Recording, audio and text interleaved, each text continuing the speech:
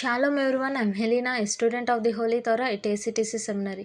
ఈ వారం తోరా గ్రంథమునందు మొదటి పర్ష బెరాషిత్. బెరాషిత్ అనగా ఆరంభంలో అని అర్థం. ఇది సెఫర్ తోరాలో మొదటి పర్ష మరియు సెఫర్ బెరాషిత్ లేదా ఆదికాండంలో మొదటి పర్ష. ఈ పర్ష యొక్క 4వ అలియా బెరాషిత్ 3వ అధ్యాయం 22వ వచనం, అలాగే 4వ అధ్యాయం 18వ వచనం వరకు.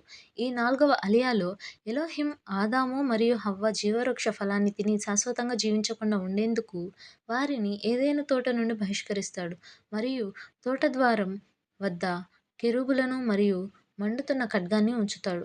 హవ్వ కయీను మరియు హేబేలును కని, కయీను భూమి సాగు చేస్తాడు, హేబేలు గొర్రెల కాపరిగా ఉంటాడు.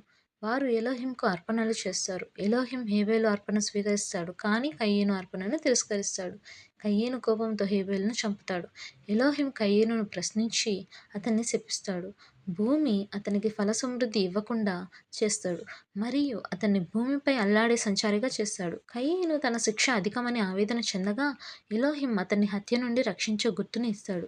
కయీను నోద్ దేశంలో నివసిస్తాడు. ఈ భాగం పాపం యొక్క పరిణామాలు, మానవ సంబంధాలతో సంఘర్షణ మరియు ఎలోహిం యొక్క న్యాయం మరియు దయను నొక్కి చెబుతుంది. ప్రియమైన స్నేహితులారా, మరిన్ని తోరా పాఠాల కోసం మా యూట్యూబ్ ఛానల్ను సబ్స్క్రైబ్ చేయండి. షాలోమ్ లహిత్రవత్.